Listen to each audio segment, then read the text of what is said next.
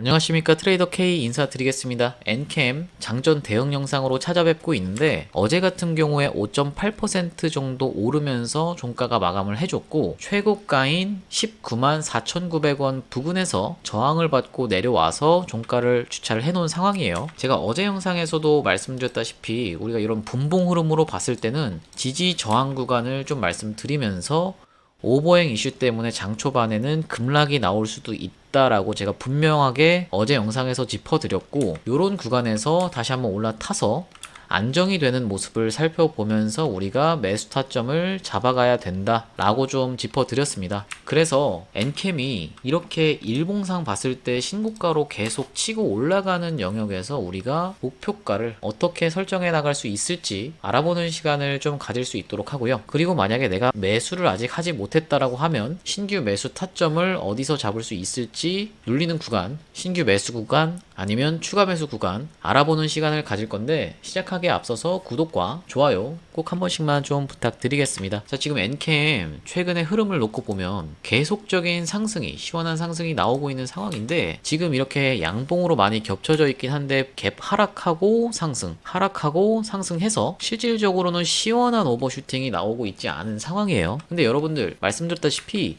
대시세가 나는 종목들은 어떤 식으로 움직인다라고 말씀드렸죠? 시원한 상승으로 오버슈팅이 나오는 게 아니라 5일선을 크게 이탈하지 않으면서, 이격이 크게 벌어지지 않으면서 야금야금 타고 올라가야지만이 이 주가가 오랫동안 상승을 하는 겁니다. 기간은 좀 더 걸리겠지만 여러분들 안전하게 엄청나게 큰 변동폭을 만드는 게 아니라 안전하게 이렇게 주가가 올라갈 것이다 라고 좀 전망이 되는 거고요. 앞전에 제주반도체 사례에서도 보셨다시피 어떻게 제주반도체가 좀 진행이 됐나요? 바닥 대비 하면은 거의 9배 가까이 갔던 주식인데, 요런 구간을 자세히 한번 살펴보시면 여기서 보시다시피 어떤 식으로 좀 진행이 됐어요? 그렇게 큰 슈팅이 나오는 캔들 없이 5일선을 지지를 받으면서 매일같이 야금야금 조금씩 올라갔습니다. 보시다시피 이렇게 가야 3달에 걸쳐서 이렇게 올라야지만이 길게 우리가 추세를 끌고 가면서 수익을 볼 수 있다라고 말씀드리는 거고요. 오히려 이렇게 오버슈팅이, 지금 보시면 각도가 다르죠. 요 구간에서부터는 각도가 좀 다른데, 요 구간에서부터는 이전까지 이렇게 가던 제주반도체가 각도가 다르게 오버슈팅 구간이 나오니까 크게 조정이 나온 상황입니다. 그래서 우리가 엔캠이 진짜 우상향을 쭉 이어가기 위해서는 이런 오버슈팅 구간이 늦게 나올수록 좋다라고 말씀드리는 거고, 대부분의 급등주들에서 뜨는 패턴 중에 하나가 요런 고점에서 발생한 긴 꼬리 음봉입니다, 여러분. 그래서 우리가 고점에서 발생한 긴 꼬리 음봉이 보이면 조심해야 된다라고 말씀을 좀 드렸고, 특히 조심해야 되는 건 어떤 거냐면 긴 꼬리 음봉으로 갭을 띄우는 경우, 갭을 띄우는 경우가 우리가 특히 조심해야 될 구간인데, 이렇게 스근하게 가던 주가가 갑자기 오버슈팅이 나오고 다음날 갭을 띄워서 시작을 하면 그때부터가 매우 위험해집니다. 그렇게 시작해놓고 시가에서 올렸다가 밀어버리면서 긴 꼬리 음봉을 만약에 이렇게 발생을 시킨다 라고 하면은 우리가 단기 고점 신호로 좀 확인해 볼 수 있다라는 거고, 보통 여기서 빠지게 된다라고 하면 다시 한번 갈 것처럼 조금 못 미치게 해놓고 빠지면서 어떤 패턴이요? 쌍봉을 만든다라고 말씀을 좀 드렸죠.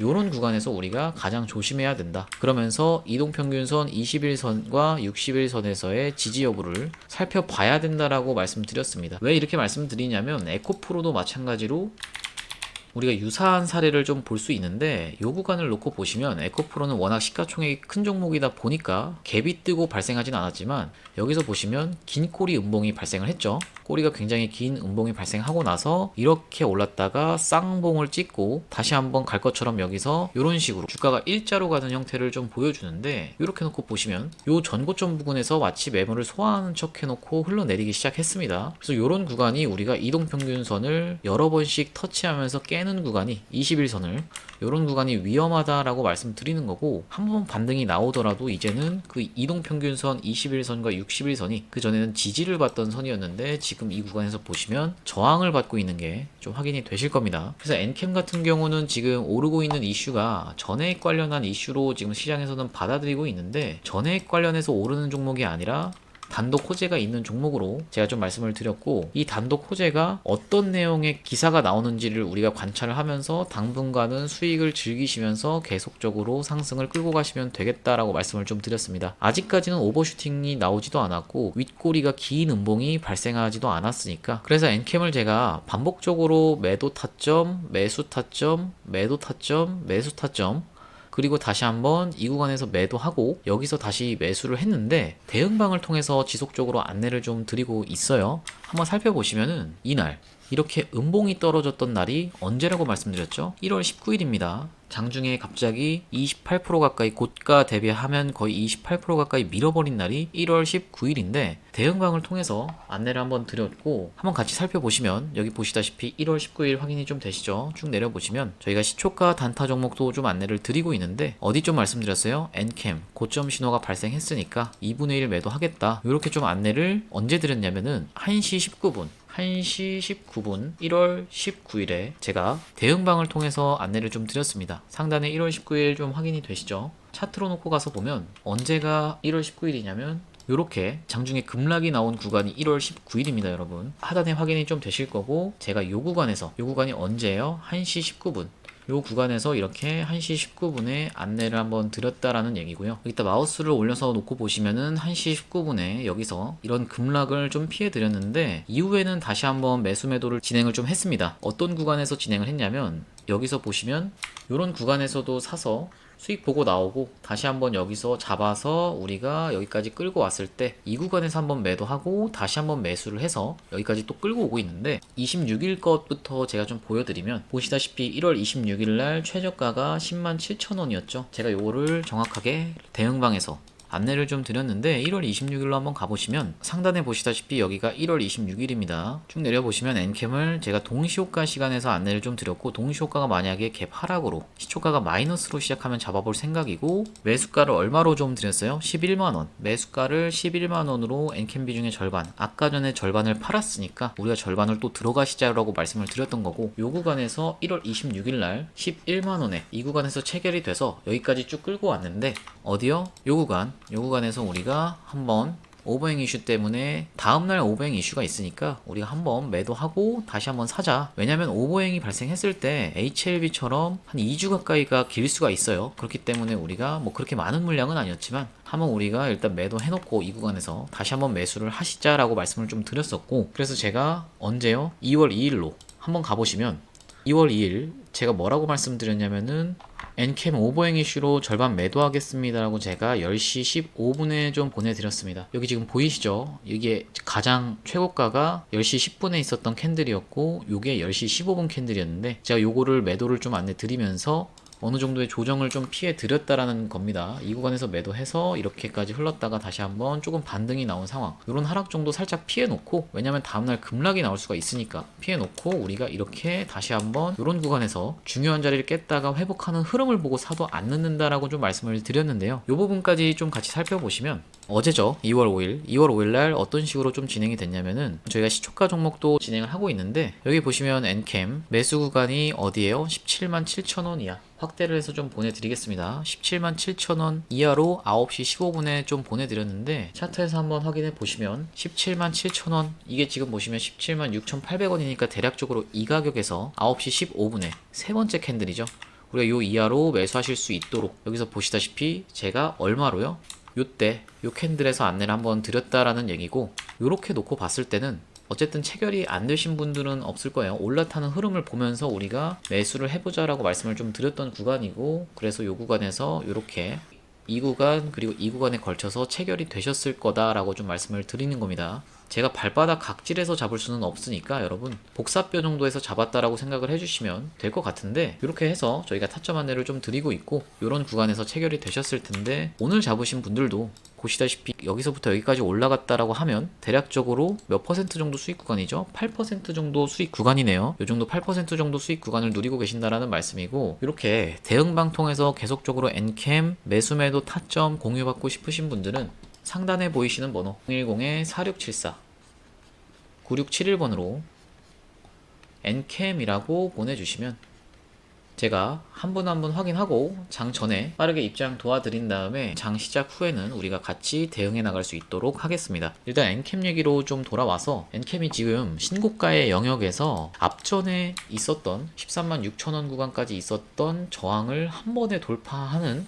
이런 흐름이 공격적 매집이라고 말씀드렸는데, 우리가 어쨌든 어떤 구간을 조심해야 된다? 고점에서 오히려 뉴스가 뜰 때를 조심해야 된다라고 말씀드렸습니다. 왜 그러냐면은 에코프로가 언제 MSCI에 편입됐죠, 여러분? 8월입니다, 8월. MSCI에 편입된다라고 하면은 패시브 자금이 들어오는 거는 다들 알고 있는 사실이에요. 글로벌 펀드들에서 패시브 자금이 들어오는데, 그러면 8월 이후로가 자금이 계속 유입이 되니까 외국계 펀드들에서 오히려 더 주가가 더 높아야 정상인데, 에코프로의 차트로 가서 보시면 제일 고점은 언제였어요, 여러분? 7월 26일이었습니다. 이때 153만 9천원 찍고 쭉 빠졌죠, 에코프로가. 이 이후로는. 그래서 제가 말씀드리는 거는, 우리가 뉴스에 현혹되기 시작되면 내가 차트를 보는 눈이 멀게 되고 귀가 안 들리게 되는 상황이 생길 수가 있다라는 거예요. 사람을 헷갈리게 만든다라는 거고, 누가 봐도 이렇게 위험한 구간으로 고점에서 긴 꼬리가 발생하고 음봉이 연속 2개 떨어지면서 쌍봉을 찍는 구간이 나와도, 아니 이거는 배터리가 어떻고 하면서